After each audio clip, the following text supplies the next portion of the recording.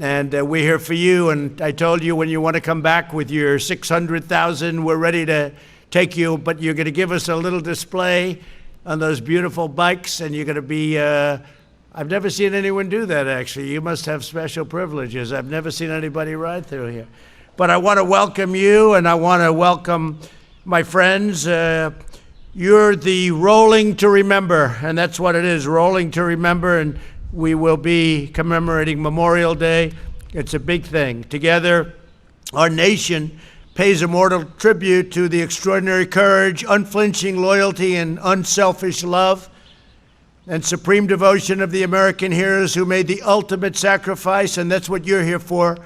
It's the ultimate sacrifice, and it is indeed. They laid down their lives to ensure the survival of American freedom.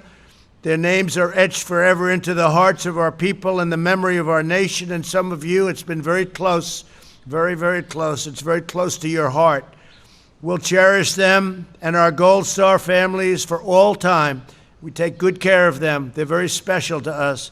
Just as we'll always remember the nearly 82,000 Americans missing in action. We're joined today by Secretary of Veterans Affairs, Robert Wilkie. Where is Robert? Hi, Robert. Great job you're doing, Robert.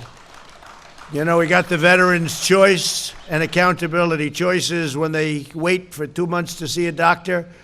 Before they have to wait like a few hours, they go outside, they get themselves a good doctor, we pay the bill, and they get taken care of. So, you know, the stories were legendary. You don't hear bad things about the VA anymore. You used to turn on every night, you'd see a horror show. So I want to thank you. You've done a fantastic job, Robert. What a great job. Accountability also. We had VA accountability. Sounds easy, but when you have civil service and you have unions and you have all of this, for 40, 50 years they've been trying to get rid of it. They don't take care of our vets, we fire them. Before you couldn't. They were sadists, they were thieves, and I think you've let go of more than 8,000 people, right, who were terrible. They've been trying to fire them for years. They didn't take care of our vets. Just the opposite. They were horrible. Now they're gone. We got them out, so that's a big thing. So it's Robert Wilkie. Thank you very much. National Commander of MVets, Jan Brown. Where's Jan? Jan, thank you very much. Good job. Good job you've done here. You got this very special group. They're going to be doing a very special ride. I'm going to get to watch you, I hope, right? Because I don't know. Sometimes I look at those bikes. I don't know. They're pretty tough, right? And actor Robert Patrick, who's been in many films and television shows. I know that well. Most notably as T-1000 in Terminator 2. That's not too bad, huh? You're looking good. You're looking good, Robert. I want to especially recognize the legendary AMVETS riders who made the Rolling to Remember possible. For 32 years, Rolling Thunder, my friends, carried out a ride of remembrance, and now we're going to continue that onward. And the Rolling Thunder people were terrific. Artie and everybody, they really were. We had a good relationship with them. You know that, right? You're going to say hello to my Artie.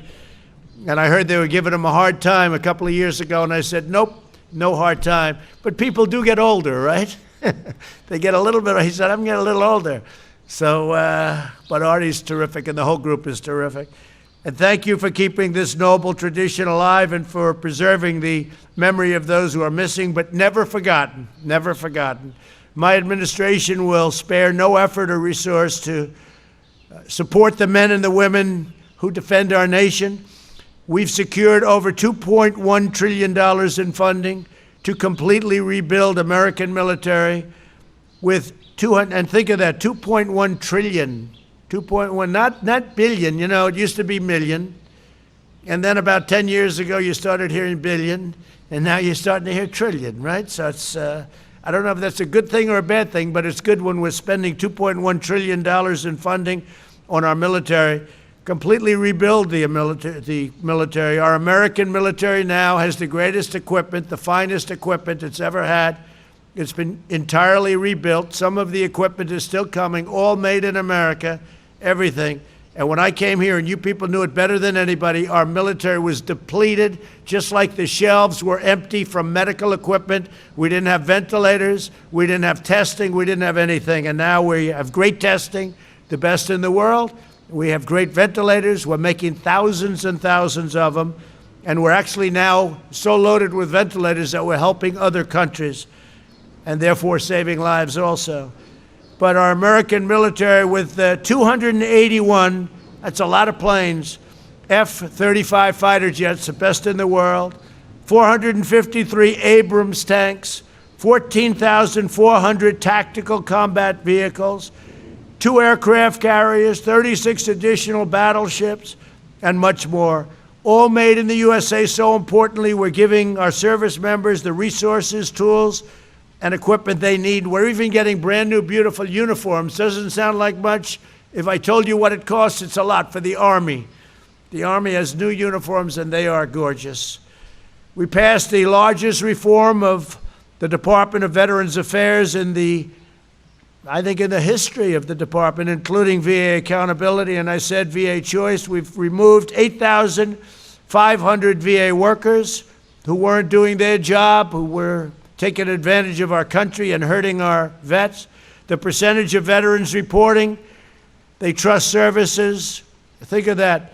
They trust services, so they report, and they say they trust services, has reached the highest in the history of the VA, Secretary. That's a big statement. So the percentage of veterans reporting that they trust the VA and the VA services is now the highest in the history of the service. Satisfaction with the VA outpatient care has reached 89%, and we're not going to rest until we have it at 100%, Robert.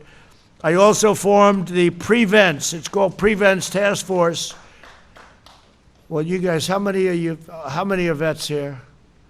Big difference between now and the way it used to be, right? Big difference. I also formed the Prevents. I got to be careful when I ask that question. Sometimes somebody could say, oh, we used to like it better. That would not be good, right? You know that would go in the fake news immediately, right? That's all they'd cover, so I have to be very careful, but thank you. I also formed the Prevents Task Force to fight the tragedy of veteran suicide, which is an unbelievable tragedy. And we actually have medications that we're working on. They have one from Johnson & Johnson, which is a inhaler, and it's been very effective. We've ordered, I think, thousands of units of that, thousands and thousands, and we're using it. When the invisible enemy struck our country, my administration quickly secured VA medical facilities. We're keeping the sacred covenant. We're protecting those who sacrificed so much to protect us. I was very early. In fact, out of many, many people, I was the only one that wanted to do it. I guess I was the only one that mattered, but I kept China out of the United States. I put a ban on China in January. Then I took a lot of heat. Joe Biden said, oh, he's xenophobic. Oh, that's right. Yeah. But a month later, he said I was right.